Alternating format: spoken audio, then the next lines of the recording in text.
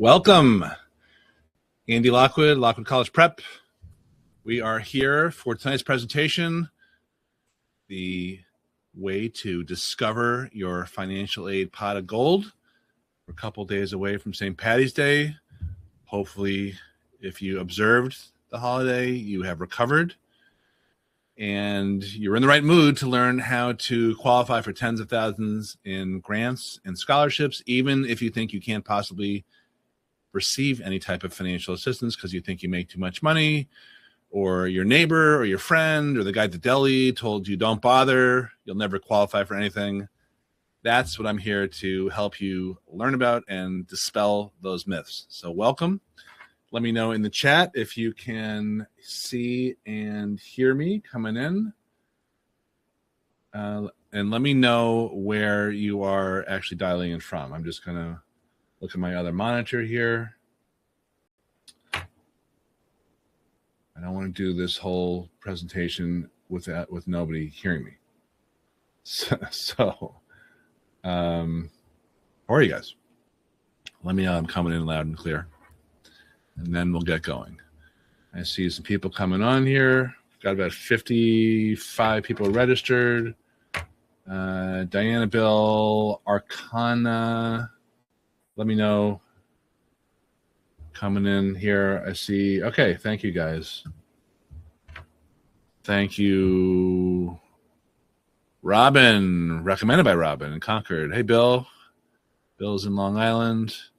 Robin's in Concord, Mass. So we got some East Coast covered. Anyone dialing in from anywhere else? Even though technically we're not dialing in. Jared, how are you? You're not an East Coast guy, right? I believe you're in other parts. I think we spoke before. So let me know. I also have a little poll I just decided to publish, if you would humor me, just to let me know what your biggest college planning challenge is, just so I'm going to be doing my best to address questions after I run through the presentation. But this will help me too. So what is your biggest challenge? Number one, paying. Number two, getting in. Number three, don't know where to start. And number four, all the above. This presentation tonight is going to be aimed mostly on the money side of things, grants, scholarships, etc. It's meant to be helpful, not necessarily complete. I'm not intentionally omitting things as a tease. I really have a lot to get through. The material's kind of, let's face it, it's not the most exciting subject matter that's on the internet, but I'm trying to get through it in a way that I think is going to be helpful and provide you tips that you're not going to hear from your guidance counselor and other quote-unquote experts, and hopefully you walk away feeling some hope that you can pay wholesale for college and you can comfortably afford your kids' college tuition without cutting back on your lifestyle or racking up loans or selling a vital organ or whatever people think they have to do these days. So, okay, it's looking like 62% are focused on paying for college. 37% is all the above, which includes getting in and not knowing where to start. Okay, so Jared's in Georgia. Okay, Diana's in Brooklyn. Pooja in Long Island. Okay, good. All right. So we have a smattering of people showing up here, which is great. I'm going to now attempt to share my screen. Please let me know that you can see the screen now, see the slides. And if that is the case, let me know in the chat. And then I'm going to proceed. So let me see here. You should see the two most credible college consultants on the internet featured there, me and Pearl. Because nothing says credibility like dressing up in goofy costumes. Pearl's not here tonight. She's on assignment. She's in upstate New York visiting my daughter in college. Thank you, Bill, Jared, and Nikita and Robin. You can see it. Okay, good. So I'm going to shut down the video here just so I'm less distracting, and let's get right into it.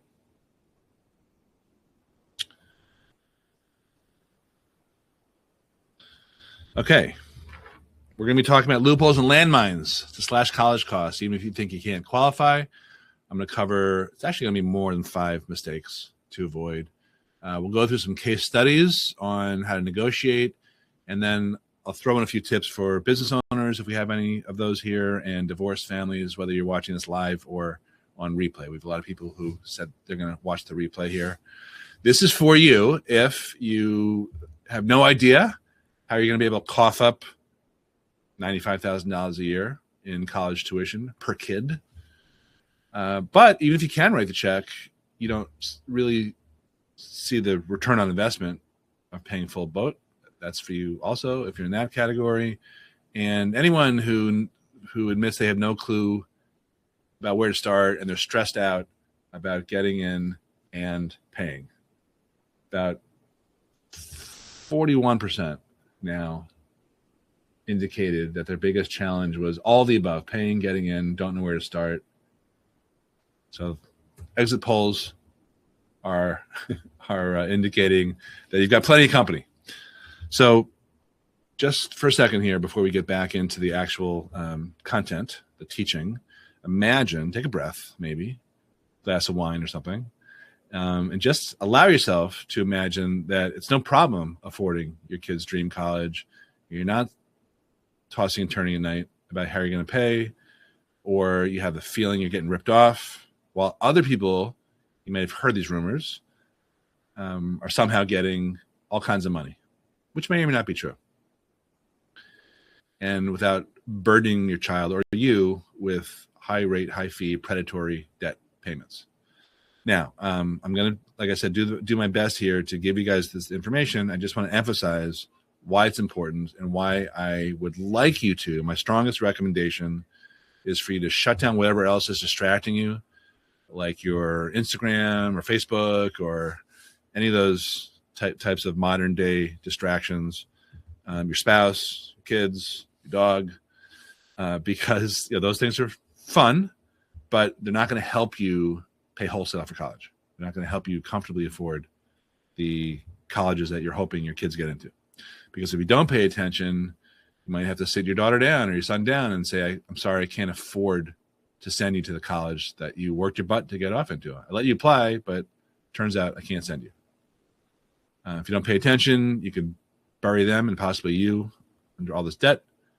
If you don't pay attention, you could fork over cash you don't need to spend to these rip-off colleges. You could end up delaying your retirement for years and years if you don't learn these strategies. So I recognize a lot of names here, but I also see some ones that are new to our little community here. So if you're wondering why you should pay attention, just briefly, I've written a bunch of books. I've actually trained a lot of other financial advisors on how all this stuff works. Been in the news somewhat frequently, and my latest book is called How to Hide Your Money from the Financial Aid Office, but I've written others. And I think the most important thing, though, is not me bragging about myself, because honestly, who cares? It's really about client results, like Ralph and Shari, who were happy they didn't have to eat mac and cheese for dinner every night. I'm actually going to feature them in a case study in a few moments. Rob and Steph was nervous that her friends weren't getting anything, and their friends were applying to the same colleges like Ithaca, Syracuse, and BU, and turned out that the Salt Banks used us. We did some techniques that I'm going to describe to you later, and she was very happy about the unexpected windfall that she got. This might be relatable to you guys. Michael, who actually does our printing, maybe some of you received our mailings that he sends them out. He used to hyperventilate before when he was thinking about sending his daughter to college. He actually had 3 kids go to college, and they saved approximately $10,000 a year, so about $120,000. This is not the topic today, but we also help kids with college applications and positioning themselves to get in. So this is a nice testimonial about clients who got into Cornell. And one of my favorite little quotes here is from a superintendent. He's now in a different school district. He was very happy that we delivered on the promises that we made to him. Okay, so sometimes people say, like, how'd you get into this? So this is very quick. I understand not everyone is infatuated with me, but I do get this question. So I went to a very expensive college. My dad was a low-income photojournalist. He's the guy on the left. He is not Cuban dictator Fidel Castro. He was kind of a DIY guy. He never really, he's a very smart guy, Ivy League educated, but he didn't really appreciate the value of hiring experts. And his attitude was always, you know what? Don't worry about it. Borrow whatever you need to borrow to get to college. It's all going to work out. This is how it worked out. I racked up 6 figures of debt, all sorts of unfortunate results, predictable results from that, credit problems, getting denied for mortgages and rental, lease agreements, and needing co-signers. So my point is that you don't have to learn the hard way. I did that. And I can also tell you that as the parent of 4 kids, there is light at the end of the tunnel. We are now the parents of only 1 child who is in college. We graduated 2 last year, our oldest 2 years before that, and we are down to 1. And I promise you, you will get through this, whatever stage you are at. That is one guarantee I can absolutely give you. So let me get a little Captain Obvious here. The less you spend on college, the more you have for retirement, paying off the mortgage, maybe fun stuff like some dinners, vacations, anything other than giving away to the rip-off colleges. So let's get into the nitty-gritty here. There are a ton of acronyms in the financial aid and college admissions universe. So the question is, where do you start? How do you get help? Let me just tell you this. If you feel overwhelmed, it's not your fault. Absolutely not your fault. You're not going to get help from the people you think should help you, like your guidance counselor. Now they're called school counselors. They are overwhelmed and they're not trained in this area. Your accountant seems like a logical guy or woman to ask, but they're not trained in financial aid. Same thing with financial advisors, and I would question the agendas and the expertise of other parents who claim they know something about financial aid. It's not always the case, because this is the structure of the federal form, which is the easy form. This is the simplified view. And you've got other factors.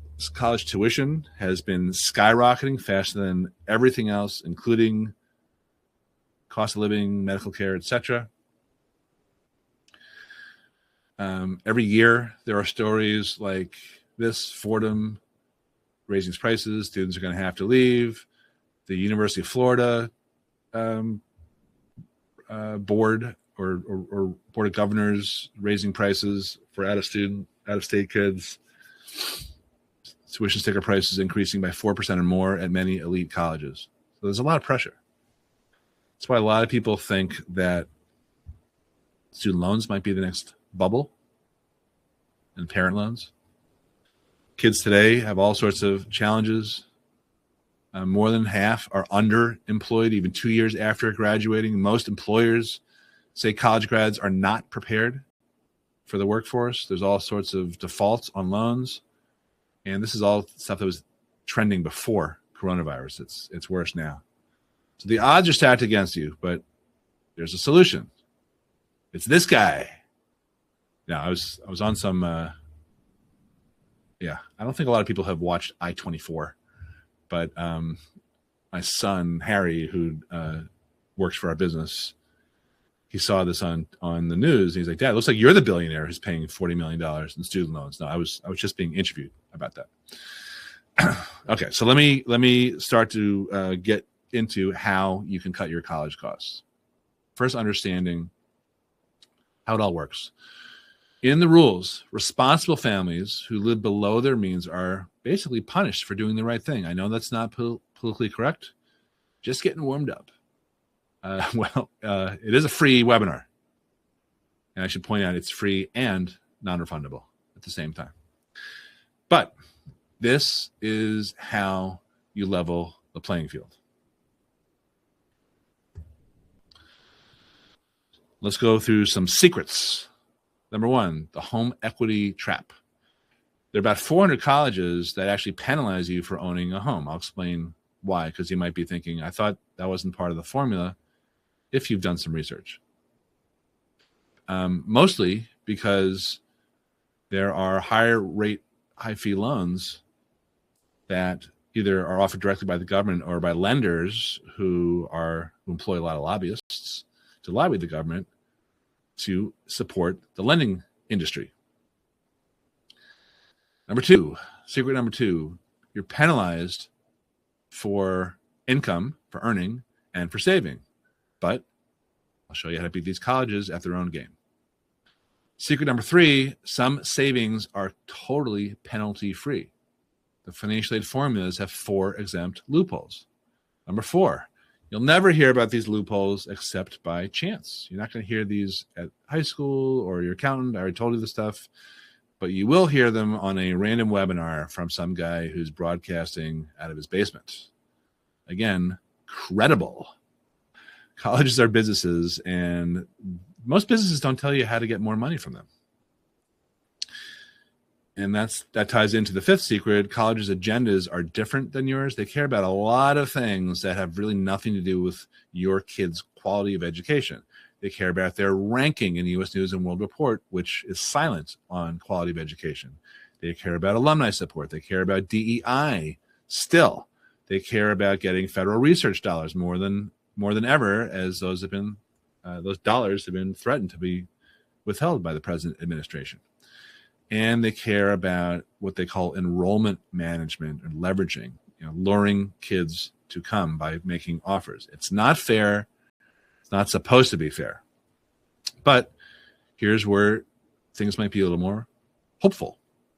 The average private college discount nationally is 58.2%. There's a lot of discounting going on. Most aid goes to parents who are top earners. Okay, 75%. That means that at most colleges, about 25%, maybe as high as 30% of the families are paying full boat. They are subsidizing the other 70 to 75%. Strange but true. There's a lot of merit aid out there, which has nothing to do with your income and savings, but merit is in the eye of the beholder. So is need. Need-based aid is partially formulaic, but not entirely formulaic. Here's how it all works. Here's the formula. Cost of attendance minus your SAI equals your need. If you want to, I should have said this before, if you want to take a screenshot of any of this stuff, this would definitely be a good one to capture on your phone. I'm also planning on, if everything goes right, of sending out the recording. So cost of attendance minus your SAI. It used to be called EFC. Sometimes I switch back and forth out of laziness or old age. But it's now called the Student Aid Index. Don't ask me why. It's stupid.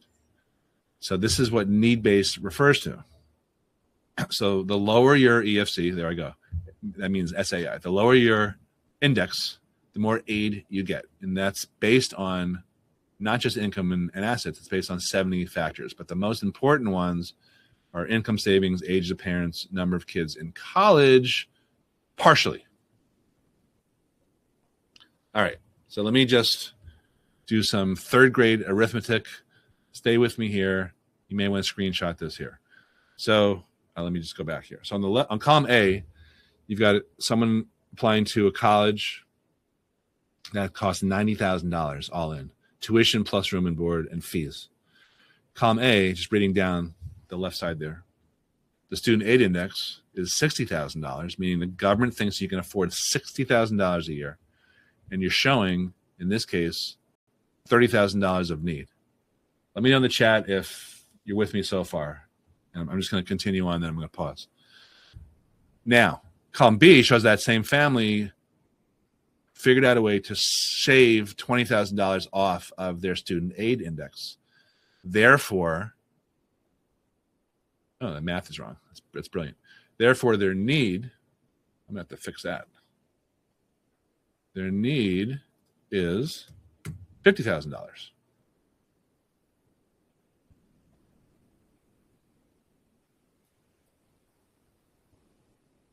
So do you see that? By lowering, the point here is by lowering your student aid index from $60,000 to $40,000, you're increasing your eligibility for need. Okay, you guys, let me know in the chat if you get that. Wonder if my next slide is going to be wrong also. Not this one. That means you get more money. Okay, will you pay $40,000? Yeah, that should be $50,000. God, that's embarrassing. Who is this guy? Okay. All right, let me just go back one more time. Your student aid index is $40,000. Oh, actually, that was right. I'm really messing this up.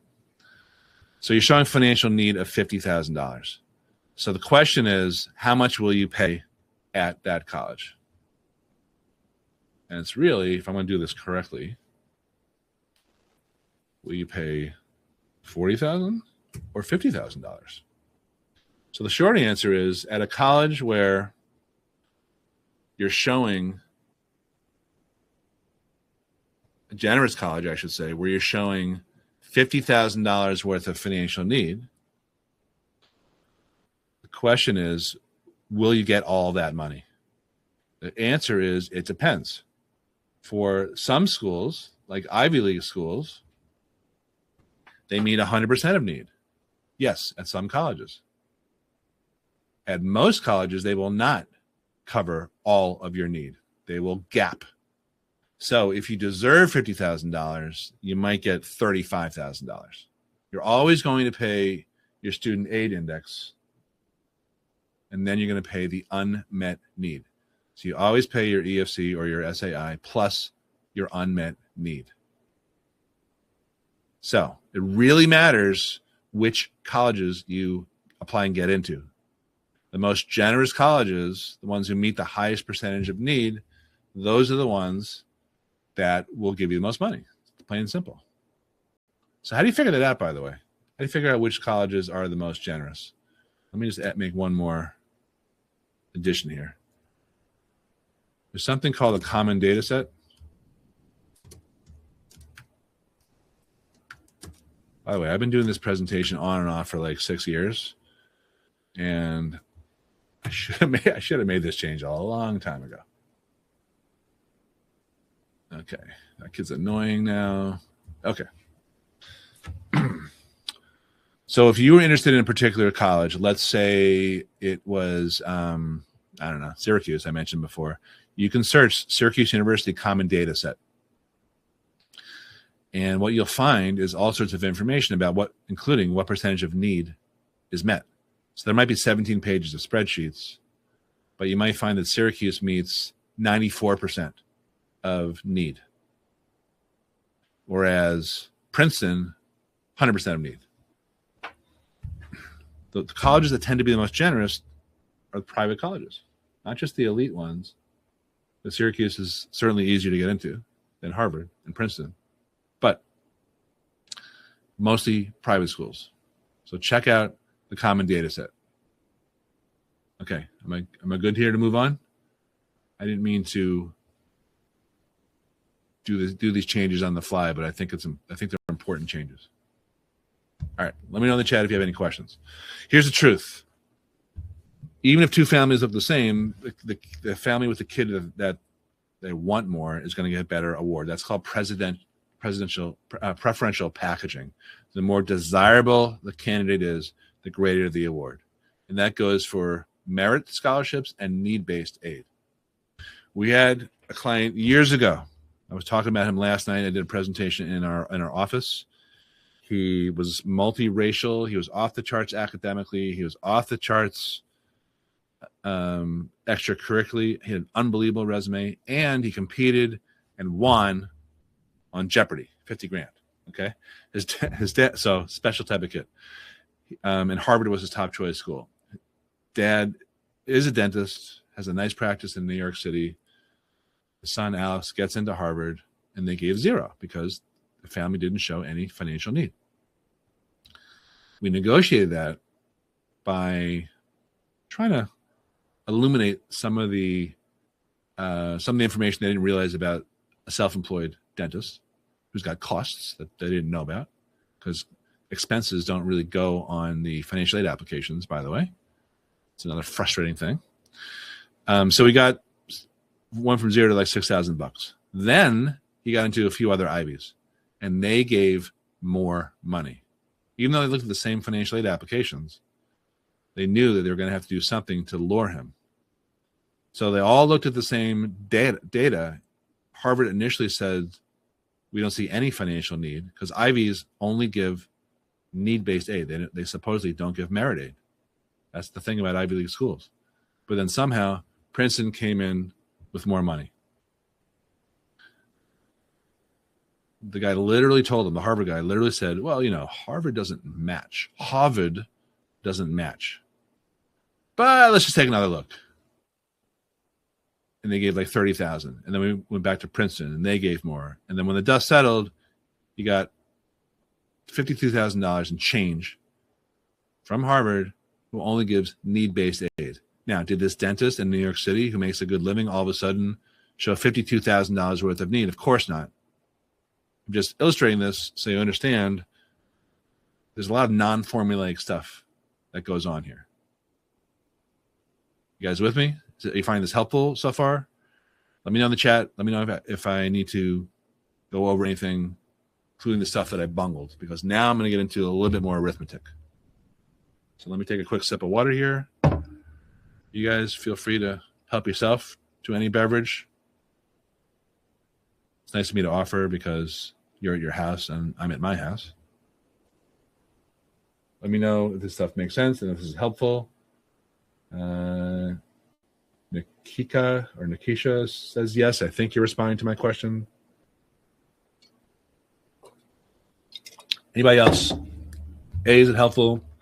B, do you need additional information? If you have questions, other people probably have the same question. Let me know in the chat before I move on here.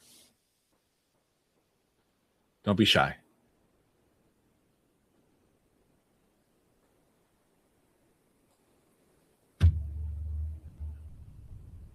Hello. Helpful? Not helpful? I'm going to assume it's helpful. Dangerous. Just give me a yes in the chat if this is helpful. Okay. I see some more coming in. Good. All right. Great. Okay. Let's a little more deep dive into the financial aid formulas. Assets and income are treated differently if it's in a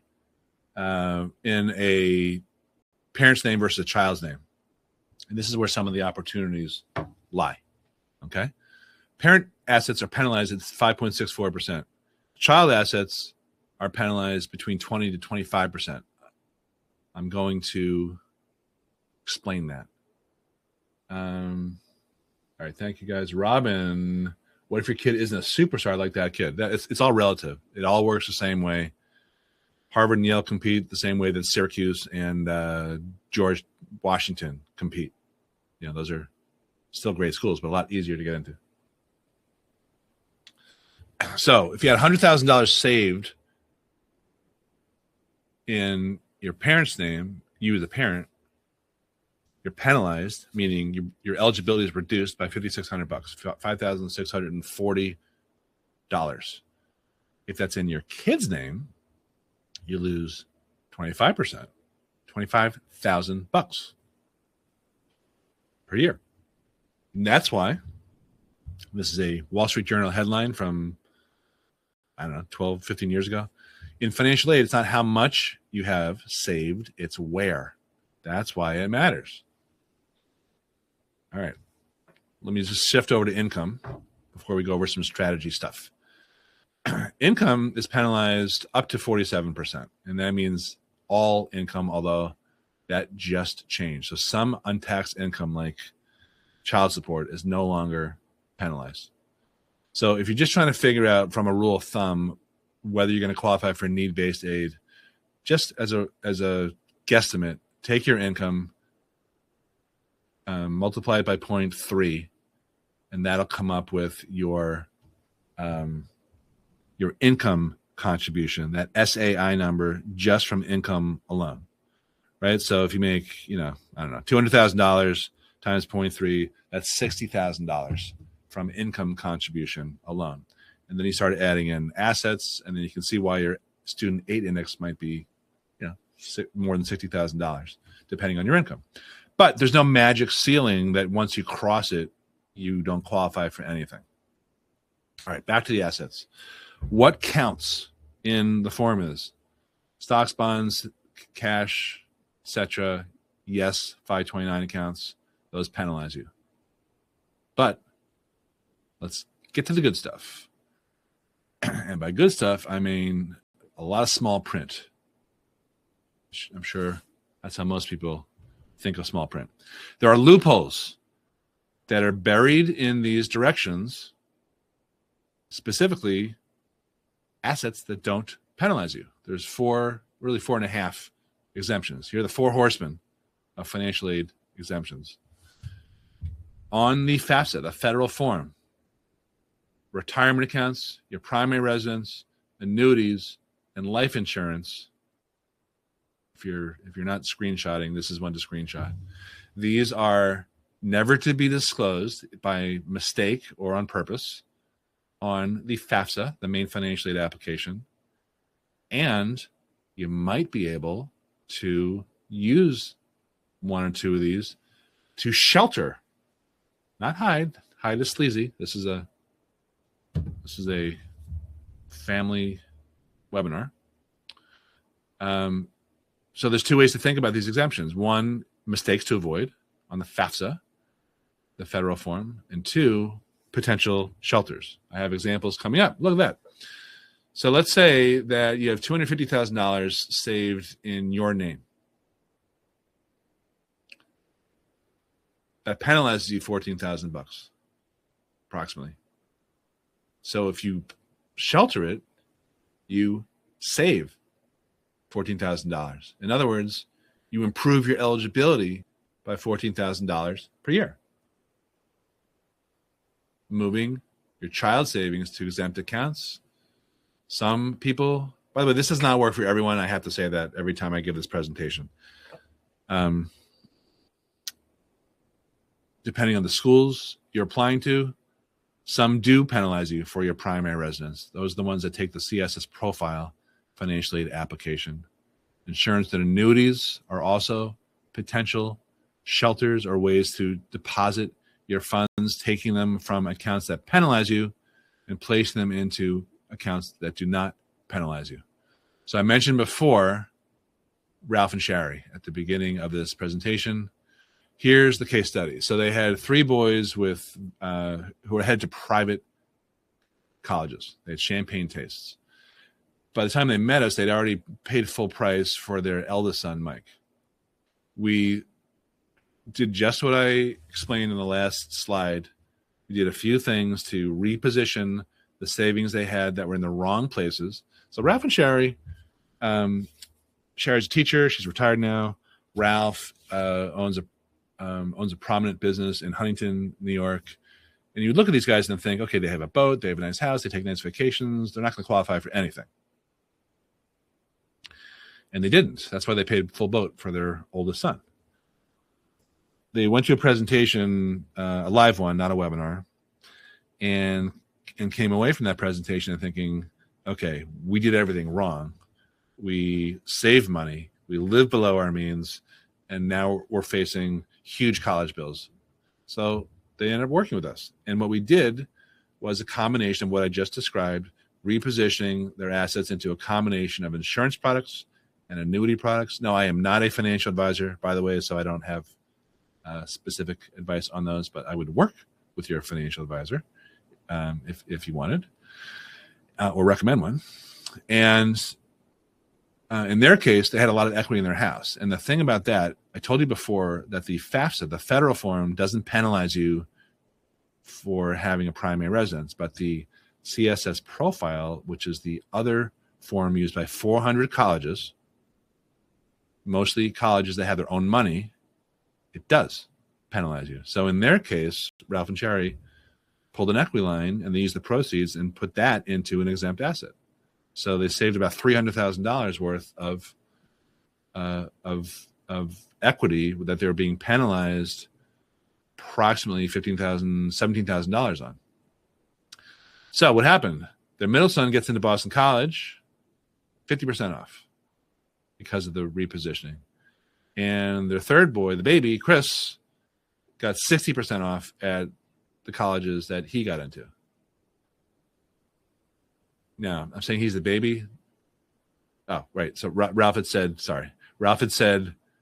that he came away from that initial meeting, like the one that we're doing right now. How can we afford not to hire us?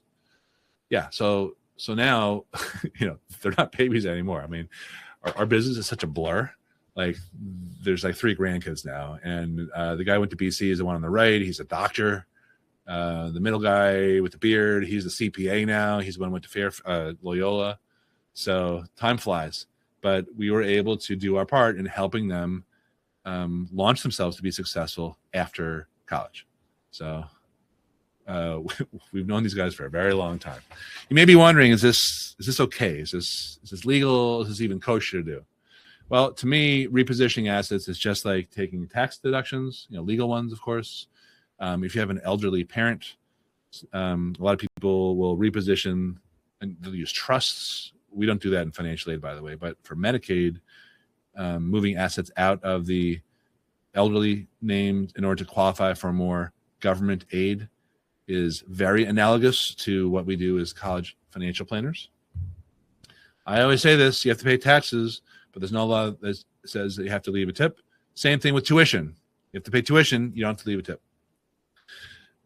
Here's my disclaimer. As a recovering attorney, no presentation would be complete without this. You have to look at the negative consequences. Is it suitable? How do you access your money, etc.? There are pitfalls. This does not work for everyone, but when it works like gangbusters. All right. Let's go through some fast facts. Every college requires the FAFSA. Some require you to file the FAFSA even to be considered for merit aid, which has nothing to do with income and savings. But if you want federal funds, you file the FAFSA. It seems to appear straightforward, but there's more than 1,000 pages of regulations behind it. Deadlines. This is really important. There is no one universal deadline. Let me repeat that. There is no one universal deadline for financial aid. Each school has its own set of deadlines. Pearl, who I told you was on special assignment tonight, she figures out the earliest deadline for each client, and then she files everything to all colleges at that earliest deadline. It doesn't matter if colleges get your financial aid applications before your Common App. She files that way just so everything is in and you don't have to worry about it. Parents and children sign the FAFSA. Strange but true. I told you, it's convoluted. Okay, I've been mentioning the CSS profile. I've heard this described as a root canal without Novocaine. Approximately 400 colleges require this in addition to the FAFSA. It's anywhere from 200 to maybe up to 300 questions, 23 pages. It's designed to help you unlock institutional funds. It's not straightforward. It counts more stuff against you. So I mentioned before, on the FAFSA, the primary residence that you live in is exempt. If you're applying to a CSS profile school, not exempt. They penalize you. Here's a sample of some of the irritating questions. Parents' assets. This section asks for information about the student's parents' assets. A couple of apostrophes there. Anytime a question says you or your, it is referring to the student. Anytime a question says parents, it is referring to the student's parents whose information is being given on the application, etc., etc., etc. So check it out. Who's supposed to complete the CSS profile? Class? Let me know who's paying attention and who's sharp here. Let me know in the chat. Who is supposed to file the CSS profile? Who's supposed to know the amount your parents have in cash, savings, and checking? Who's supposed to know the total value of parent assets held in the names of your brothers and sisters under age 19? How about this? What's the total current market value of your parents' investments? Don't include the home. Next one. What do your parents owe in their investments? What's the current market value of your parents' home? What do your parents owe in their home? What year was your parents' home purchased? What was the purchase price? What do your parents owe? Right? Yeah. You guys are sharp. Robin, Nikita, Peter. Yeah, the kid is supposed to fill the CSS profile. So here's a tip. Do not let them fill out 200 questions of financial information.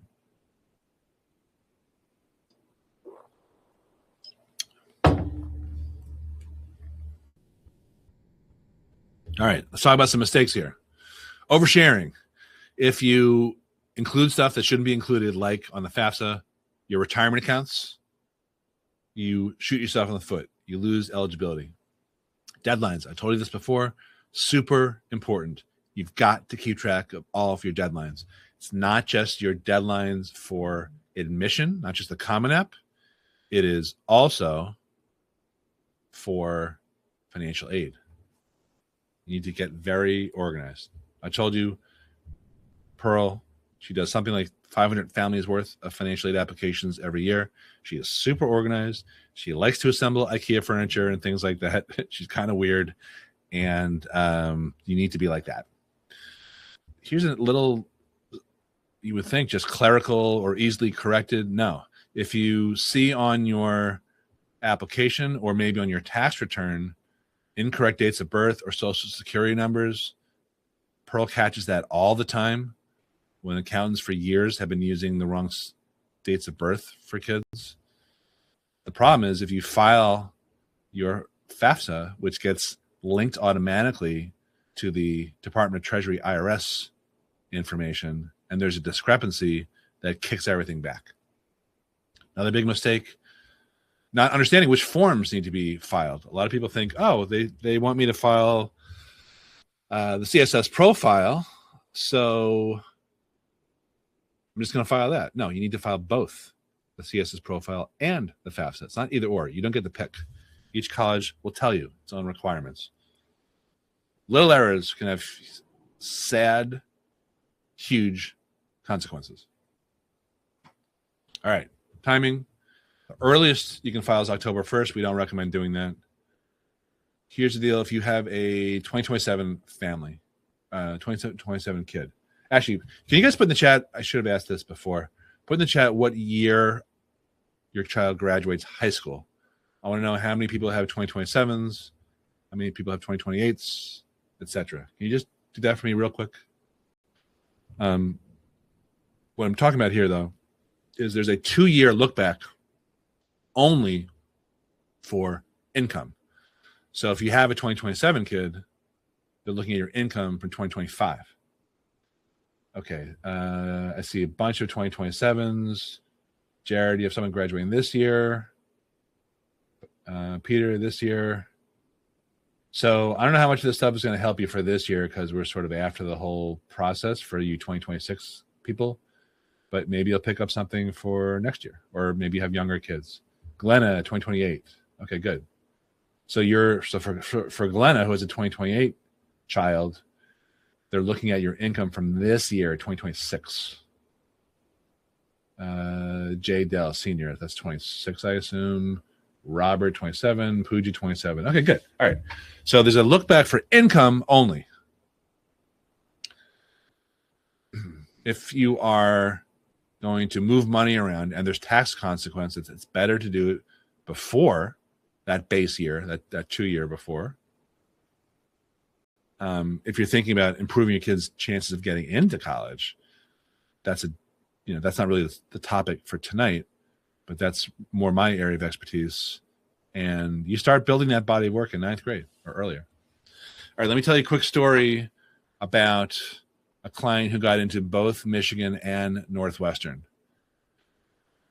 So the dad Pearl filed for him. Well, Pearl's my wife. I don't know if I mentioned that. And she's not 90 years old. She's in her 50s. Okay. So sometimes people wonder. So the kid applies and gets into Northwestern. Early decision. And the dad, who's a real estate investor, does not qualify for any aid according to Northwestern, who reviewed the CSS profile. We went back and said, look, I know he owns 100 properties, and it was like literally 100 properties, but he owes so much against them that in theory, if he sold all of them today, he might not receive proceeds. He might owe money because he was upside down with some of these properties. And they said, sorry, we're not budging. So Northeastern gave 0, and he got in early decision, and he accepted. A lot of people assume early decision is binding, but it's not. He applied early action in Michigan. A few weeks later, he gets in. Michigan looked at the same CSS profile, same FAFSA data, and they gave him almost a full ride, almost 100%. I think he had to pay like $16,000 or $17,000 out of pocket. And they treated the real estate investments the way we thought they should be treated. So the dad's like, huh. And the kid's like, well, what do I do? So they called us up, and Pearl says, what do you mean, what do you do? Tell Northwestern you got this other offer. Let's see if they budge. And if they don't, forget about Northwestern. Go to Michigan. And the kid's like, I can't do that. I committed early decision to Northwestern. Pearl pointed out, yeah, but there's a financial out.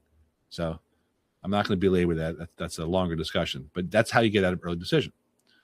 So we showed Northwestern Michigan's offer. They didn't budge again. He talks to his guidance counselor. Guidance counselor says, no, you can't. You're stuck. You're going to have to go and pay full price to Northwestern. Really, because it protects the school, not the kid. It's not the best interest of the family. I don't care how you twist it. And they said, well, actually, I was told by our college advisor that we can get out of it. So after some hemming and hawing, the guidance counselor agreed to do their job and release them from early decision. The client called Northwestern admissions and said, we'd like to be let out of the early decision commitment for financial reasons. And the admissions officer at Northwestern said, okay, non-event. So there you go, not binding. And that's one point. The main point here is that two colleges can look at the exact same data and come up with vastly discrepant answers. All right, 4 tips. How to get more merit aid. Understand that if you don't qualify for need-based aid, it is far from game over. There's much more merit funding out there than need-based aid. So what you need to do is apply to schools where your kid is at the top of the class against their cohort in terms of grades and scores. It really helps to apply to colleges that compete with one another. So I gave 2 examples, Harvard versus Yale or Princeton, and also GW versus Syracuse, I think I said. And understand also that you're much better off in terms of your results applying to private colleges because they have higher sticker prices, but they have more money to give. So don't rule out high sticker price colleges based on the sticker price. It's net price. I mentioned before, the average discount at a private college is 58.2%. Don't rule it out on sticker price. State universities, particularly out of state, really don't have much money to give. If you're out of state and you apply to Maryland or Penn State or UT Austin or University of Michigan, you're probably not going to get $1. So don't be surprised if that happens. All right. If you have questions, we'll lock them in here. Is this good? You guys tracking what I'm saying? You finding this helpful? I hope we're going to talk about some negotiations, and then I'm going to wrap up. So let me know in the chat if this is helpful. And of course, I'm making yet another plea for questions if you have questions. Lob them in. Bill, I have 4 kids like you. I hope they're not like me. Sorry. I have 4 kids like you and 4 529 plans. Should I move out my oldest money to a younger child? So first of all, I can't give you actual advice because you're not a client, and I'd have to really examine your whole picture. But just on the narrow issue of moving money to a younger child, all 529 money gets counted, regardless of which child you have it allocated toward. So I don't see how that would work. Jay Dell, Diana, Robert, thank you guys. Okay, good. I'm glad we're on the same vibe, as the kids say. They don't actually say that. Okay.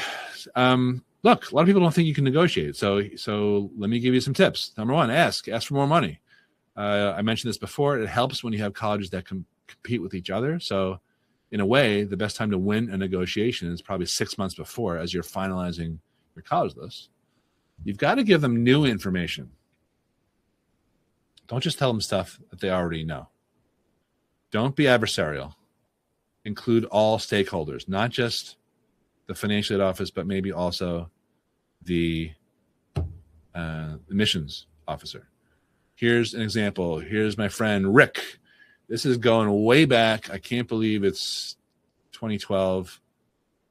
I haven't seen Rick this year. We usually go watch March Madness basketball games together and eat wings.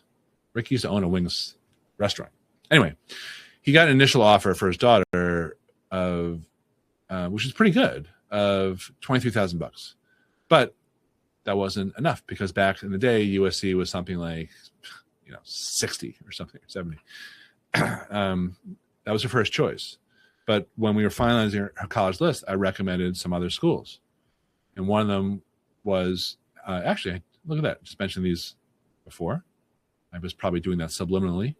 He got better offers, or Alexis got better offers from these schools. So we showed USC these offers and said, hey, USC is the top choice schools. Is there any way that you can meet these other offers or exceed them? And here's what happened. Boom, nothing, crickets. That was a tease. What happened? Rick sent this only to financial aid, and he never heard back. And he kept calling, and then he was calling and texting me saying, what do I do? She's crying every night in her room. I can't afford to send her. I'm like, Rick, do I look like the type of guy who cares if she's crying? No, I don't have feelings. I didn't actually say that. Maybe I did. Anyway, back to the story. So I reminded him, and he forgot. He sent that same appeal that I had written up for him 2 weeks ago to the admissions officer assigned to his daughter's high school. She goes here in Long Island. She went here in Long Island to Oyster Bay High School. And the admissions officer called him the same day and said, I didn't know anything about this. Who are you dealing with in financial aid? And Rick said, I don't know. I can't get a call back from anyone. It's been 2 weeks, and we're now past the May 1st housing deposit deadline.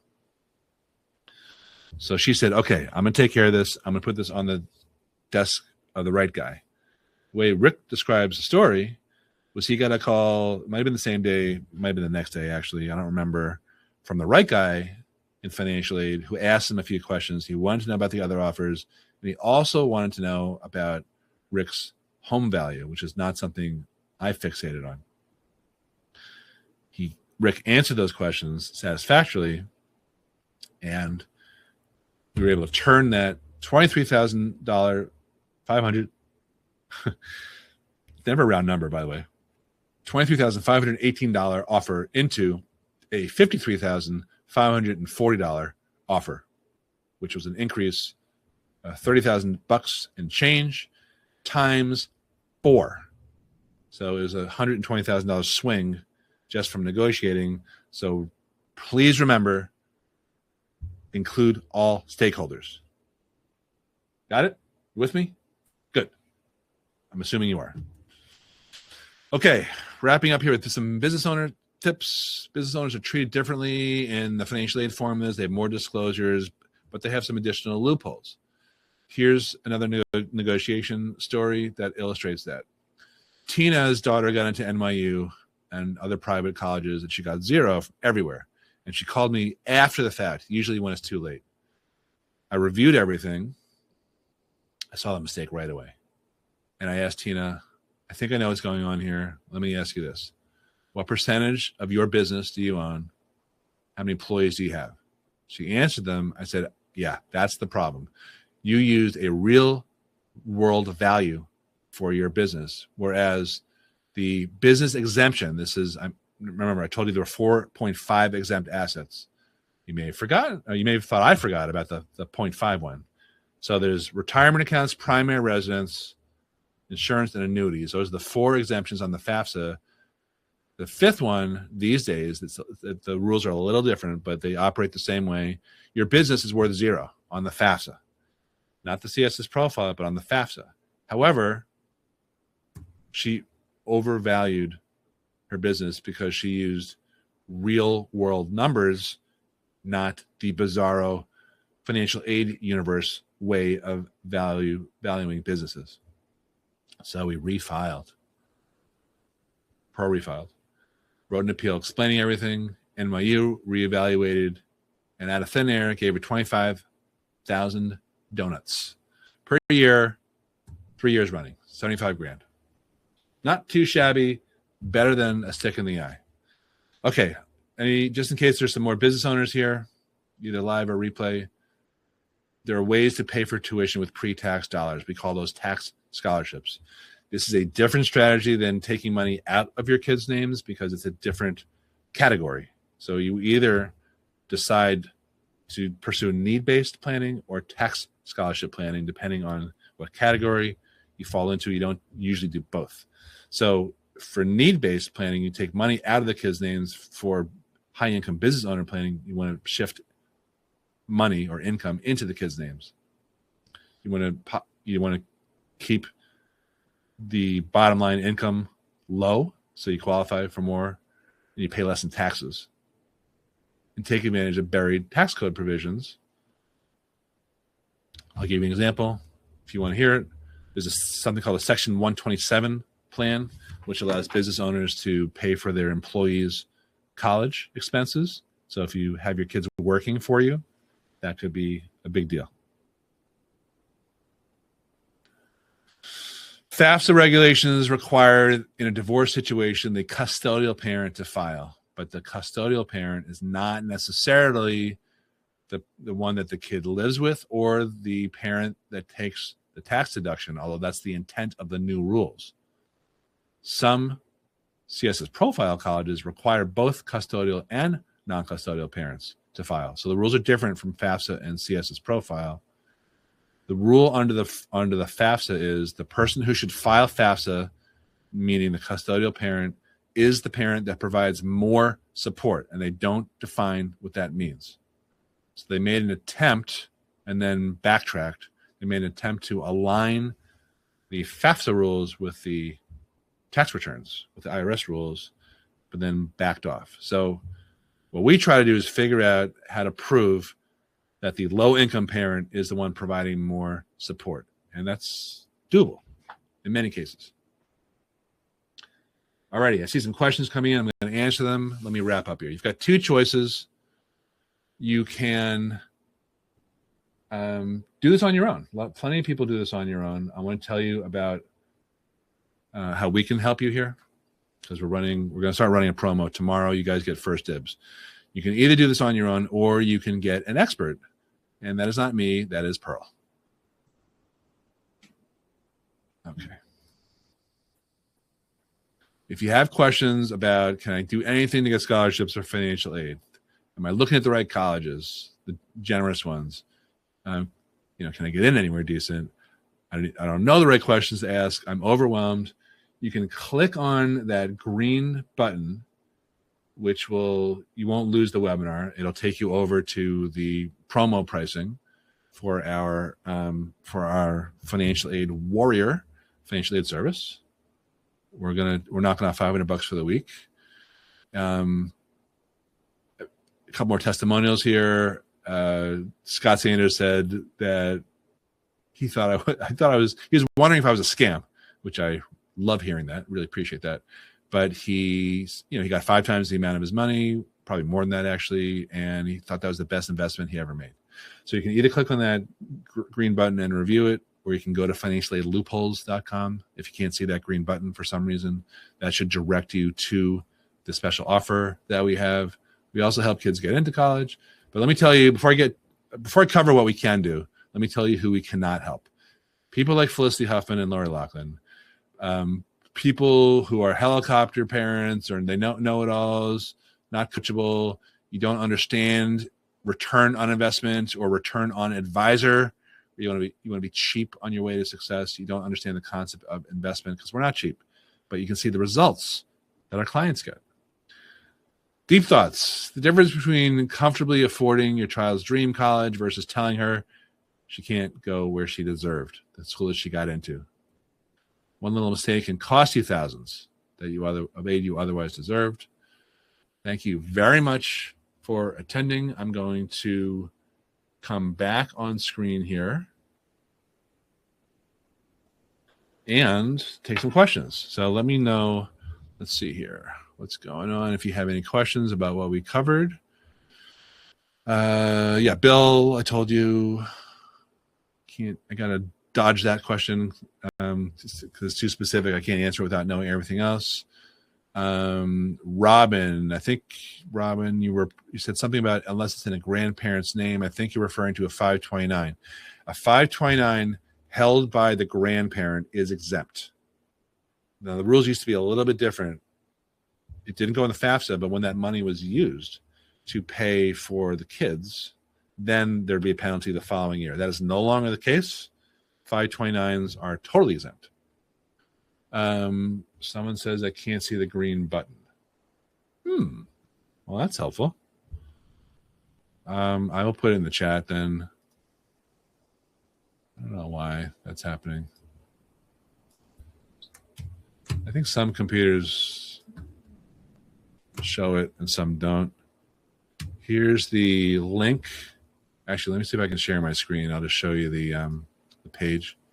So this is the page. Everyone's going to get an email tomorrow, and I'm running an email promo all week for this scholarship. I just put the link in there.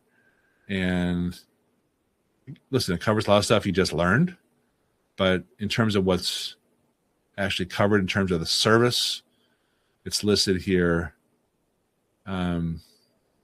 All the deliverables. It's basically taking everything from soup to nuts and helping you get all the way through all the forms, right? So loopholes, landmines, negotiation, those are the 3 things, 3 areas that we cover. We take all of your information. We have a pretty AI streamlined process to get all of your information.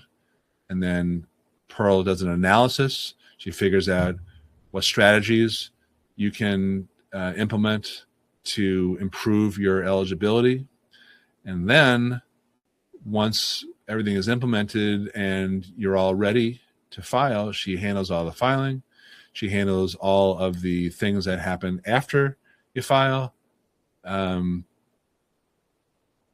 a long list of stuff that she does. But basically, it's a way to get every last dollar of aid that you can possibly get, and she helps negotiate. And Pearl, by the way, I should note, is a former prosecutor in Queens County. So what that means is that I'm 0 for 700 in terms of arguments, lifetime. I'm still trying. But what it also means for you, it's not about me, it's about you, is that she uses that prosecutorial tenacity to do this, to fight on your behalf. So sorry about the lack of green button.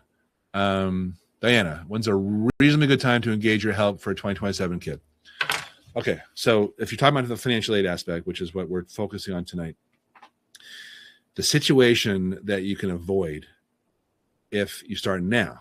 Like a lot of people don't start at this point in the calendar year, in March. They wait till the summer or right before, and that's fine. But one of the things that Pearl does when she takes all your information in, she has the ability to run projections on what the colleges on your list will cost if you don't do anything, or with strategic help and intervention from her, what they could cost.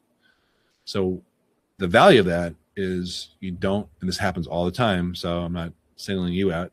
This happens every year. The value of having someone like that and that information is you don't waste your time looking at colleges that you won't be able to afford. Meaning your kid doesn't fall in love. This possibly has happened, so you need to set expectations in this process. You are able to avoid a situation where they get in and you don't get money because you never had a shot at getting money at a particular school. I mentioned Maryland before, University of Maryland. And then you're in a position where your kid might be like, well, why the F did you, well, maybe not your kid, why did you let me apply here if I couldn't possibly go here?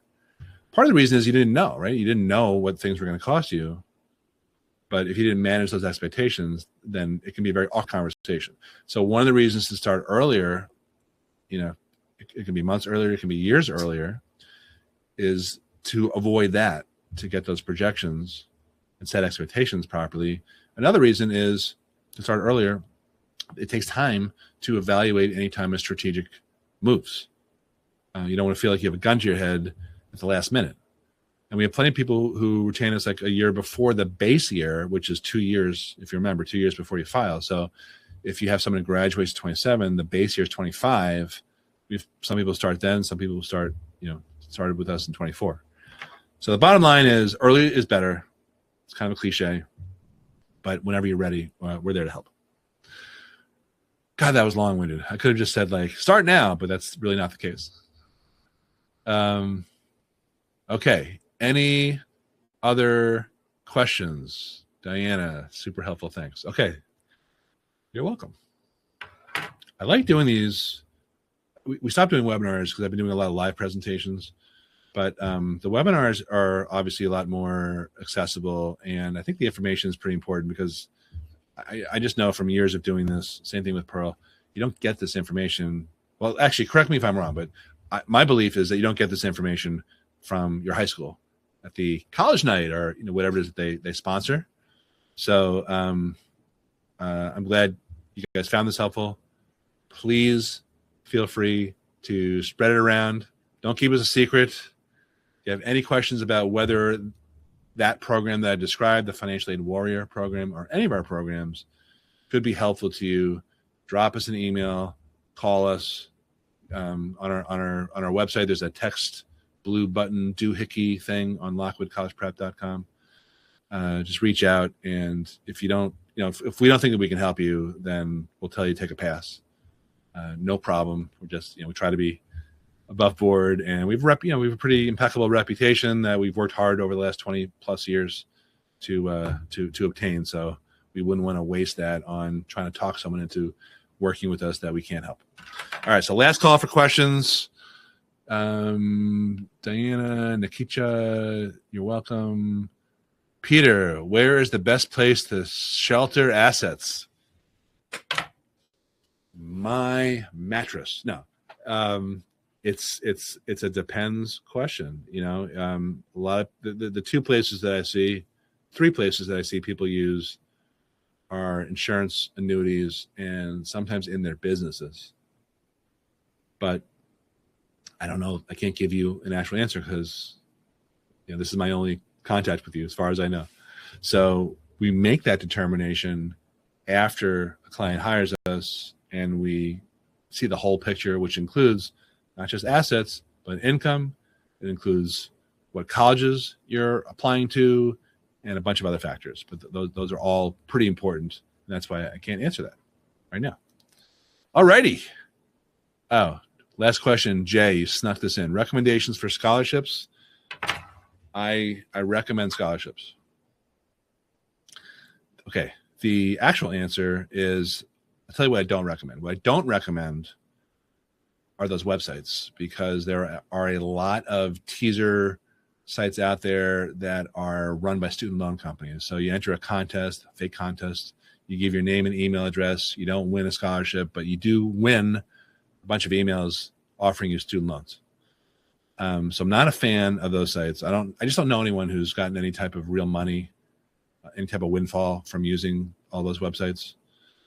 So I shy away from those. The big money comes from the college endowments themselves. So that's really our focus. But we do have a scholarship search person on our team. Her name is Jean, and she specializes in finding scholarships. And what I can tell you generally, because she's the expert, I'm not, is the best place to look are the local ones or ones that are affiliated with a parent's place of employment or a kid's career interest. You can look at, here's a ninja tactic. You can look at the kids who won scholarships last year at your high school and contact those organizations to find out what the criteria are. For example, I'm on the local Chamber of Commerce board here in Long Island, in Glen Head, where we are. It's called the Gold Coast Chamber. And we have a scholarship that's for kids interested in pursuing business in college. And unless they ask their guidance counselor, they don't know about this. So mostly local level is the best way. And you're not going to come up with usually like a $10,000 or $50,000 scholarship. So they do exist, but you might cobble together, $8,000 from 4 different scholarships. Sometimes they're renewable. So those scholarships tend to be less publicly featured and therefore less competitive. So I think that's where I would start if I wasn't working with someone who's doing it for me. But that is one of the services that we offer. Robin, are you talking about the College Board, for example, in terms of scholarships? I wasn't talking about them specifically, although I have to say that the College Board makes a lot of money selling data. They don't just provide testing for the SAT and the APs. They make millions of dollars selling information. When you register for the PSAT or the SAT, when your kid registers, it's not a coincidence that you start getting a flood of brochures, emails, occasionally texts, occasionally phone calls from a bunch of colleges, some of which you've never heard of. That's because the College Board purportedly will sell your information, the kids' information, 18 times or 17 times over the course of their high school career. So the scholarship search stuff, my belief is that stuff on the College Board, same thing, it gets sold to other scholarship entities. So I wasn't talking about them specifically, but glad you brought that up. I'm going to wrap up here. Gone a little over on time. Thank you for joining us. Me, not us. I keep thinking Pearl's here. She's here in spirit. I know you had other things to do tonight. Tip of the hat for showing up here. Look out for the email with the details on the Financial Aid Warrior program. That's going to be going out tomorrow, and for the rest of the week when we run the promo through next Friday, $500 off. Thanks. Have a great night. Bye-bye.